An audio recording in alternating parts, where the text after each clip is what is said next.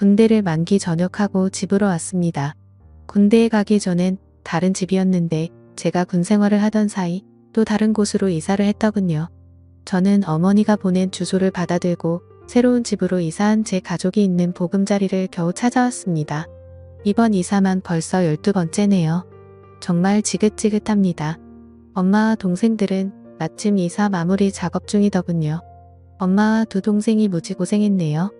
냉장고부터 각종 가구가 이리 무거운데 말이죠. 저희 식구는 아버지의 사업이 망해 가지고 있던 아파트와 모든 재산을 은행에 빼앗긴 채 하루아침에 차가운 거리에 나앉았습니다. 그게 벌써 3년 전 일이었고 이젠 빚은 없었습니다. 다만 우리 식구 안락하게 지낼 온전한 집이 없다는 게 가장 큰 문제였지요. 마침 오늘은 아버지의 기일이기도 했습니다. 아버지의 기일이자 저의 만기 전역 날이었지요. 그런데 집에 오자마자 소란스러운 소리가 들렸습니다. 바로 주인댁 아저씨였습니다. 얼굴을 보니 인상부터가 상당히 험악했지요. 별로 마음에 들진 않았습니다.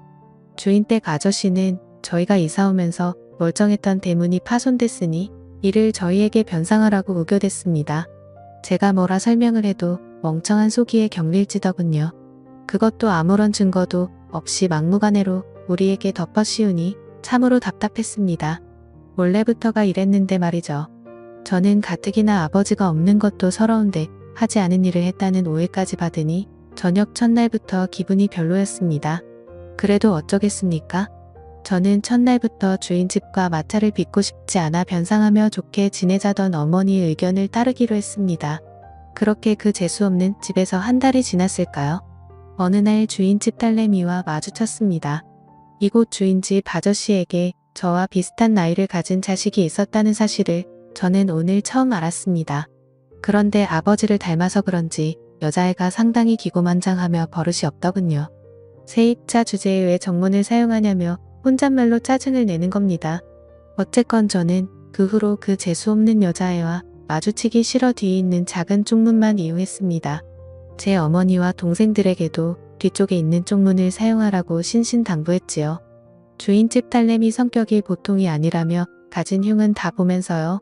마음 같아서는 제 앞주머니로 따끔히 교육하고 싶었으나 참았습니다. 주인집 딸내미 잘못 건드렸다가 무슨 사단이 일어날지 몰랐습니다. 그러던 어느 날이었습니다. 저는 그토록 들어가고 싶었던 대기업에 운이 좋게 취직하게 되었습니다. 그런데 그곳에서 주인집 딸내미를 보았지요. 알고 보니 주인집 딸내미는 저와 입사 동기였습니다. 그 얼굴을 이곳 회사에서도 보니 참 흉한 것 같았죠. 얼굴을 이곳 회사에서도 보니 참으로 재수가 없었습니다. 어찌건 저는 그곳에서 윗사람으로부터 출중한 능력을 인정받아 계속 예쁨과 귀여움을 받았습니다. 그런데 첫 회식 날 예상하지 못한 대형 악재에 휩싸였지요. 주인집 딸내미가 신입사원 환영식이자 첫 회식 자리에 모인 이곳에서, 그것도 회사 사람들이 보는 앞에서 제가 자기네 집 세입자라며 저를 놀리듯 마구 까대는 겁니다. 그 일로 저를 보는 회사 사람들의 인식은 크게 달라지지 않았습니다. 요즘이 어떤 세상입니까? 저는 그게 부끄러운 일이라 여기지는 않았으니까요. 저만 당당하면 되죠. 단 저는 주인집 딸내미를 좋은 시선으로 볼 수가 없었습니다. 그래서 다음날 퇴근하던 길에 주인집 딸내미에게 어제 일을 사과하라며 집요하게 물고 늘어졌습니다. 사과하시죠. 제가 뭘 잘못했는데요? 정말 그쪽 아버지를 닮아 양심이라고는 조금도 없는 몹쓸 여자군요. 인성이 차마 이 정도일 줄은 몰랐습니다. 제 아버지를 왜 욕하세요? 진짜 쫓겨나고 싶으세요? 그 돈으로 갈 데도 없을 텐데. 능력이 안 되니 뒤에서 까는 거죠. 당신 같은 여자 많이 봤어. 실력은 없는데 질투는 많고 열등감은 높지. 게다가 밝히기는 얼마나 밝힐까? 제 말을 듣고 있던 주인집 딸내미는 제 말에 화가 났던지 손을 치켜 세우며 저를 때리려고 하더군요.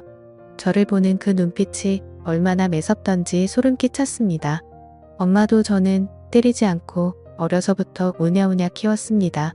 그런데 집 하나 있다는 이유로 손을 치켜 세우며 저를 때리려고 하니 저는 주인집 딸내미 손목을 붙잡고선 그저 거만하게 웃었지요. 그러자 주인집 딸내미가 이건 오우라며 화를 내더니 급기야 제 얼굴에 침까지 뱉는 겁니다. 저는 그때 속으로 얘를 어떻게 할까 고민했습니다. 저도 주인집 딸내미 얼굴에 침을 뱉고 윙크를 날리며 배로 갚아주었지요. 그리고 제 앞주머니만 대놓고 주물렀습니다. 그리고선 이렇게 말했지요. 주인 아저씨한테 말하라고 말입니다. 당장에 방을 빼겠다고 진짜로 당당하게 나갔습니다. 아마도 수치스러웠을 겁니다. 사실 이 돈으로 아직 갈 곳은 없었으나 대기업에 취직했으니 은행 대출을 받아 다른 곳으로 가면 됐을 일입니다. 더는 제 어머니와 동생들을 그런 집에 살게 하고 싶지는 않았습니다. 어쨌건 그 일이 있던 후 어느 늦은 밤 골목길을 지나 집으로 가는데 어디선가 공경에 처해 도와달라는 어느 젊은 여자의 목소리가 들리는 겁니다. 저는 도움의 목소리가 들리는 곳으로 발길을 옮겨보니 주인집 딸내미가 건장한 어느 남자에게 가로막혀 벌걸 떨고만 있는 광경과 마주했지요.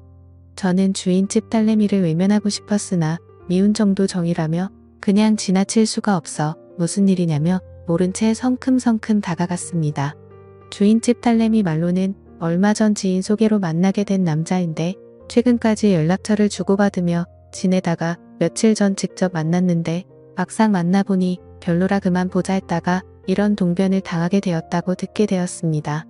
저는 그 남자에게 아무런 사이도 아니면 그냥 갈 길 가라는 소리만 듣게 되었고 저는 마지못해 이 여자와 결혼을 약속한 약혼자라고 거짓말하다가 경찰에 신고하기 전에 꺼지라는 경고까지 날렸습니다.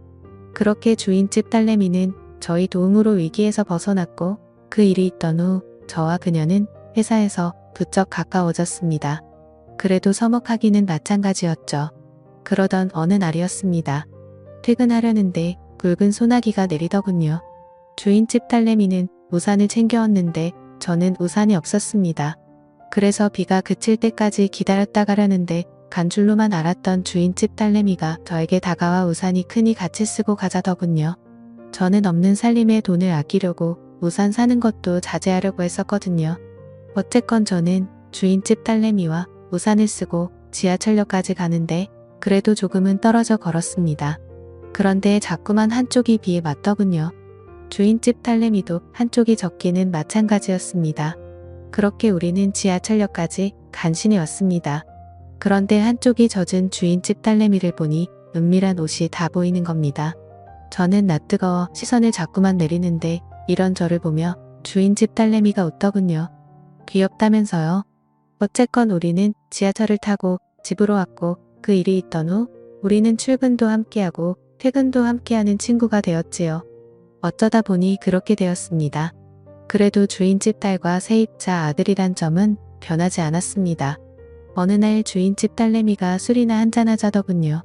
그러면서 어느 정도 술이 들어가니 호프집에서 저에게 이러는 겁니다. 주인집 아저씨한테 우리 엄마만 욕먹지? 너 되게 비겁하다. 겨우 그런 일로 그러는 넌 나 만날 수 있어? 너 나 처음부터 싫어했잖아. 아니야. 사실은 좋아했어.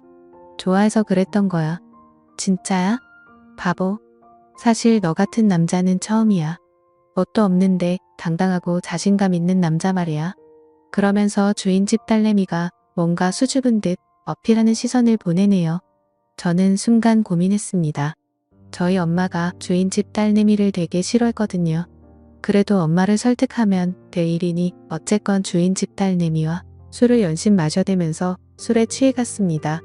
결국 주인집 딸내미를 데리고 연인처럼 대화를 주고받고 서로가 서로에게 빠져들어갔죠.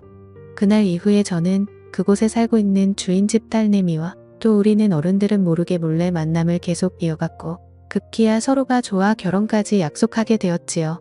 그리고 우리 둘의 사이를 주인집에 까발리던 날 저는 주인집 아저씨에게 이렇게 말했습니다. 그때 이 집으로 이사 왔을 때 대문 망가뜨렸던 거 저 아닙니다. 오래전 일이지만 그래도 사과는 하시죠. 주인집 아저씨는 어처구니 없다는 얼굴로 저와 저희 어머니만 보았으나 사과라는 자기 딸을 성화에 맞지 못해 정중히 사과하시더군요. 그 후로 저희는 다른 곳으로 이사했고 저는 주인집 딸내미와 결혼해 동천동에 있는 어느 빌라에서 행복한 신혼을 보내고 있습니다. 제 사연을 읽어주셔서 감사합니다.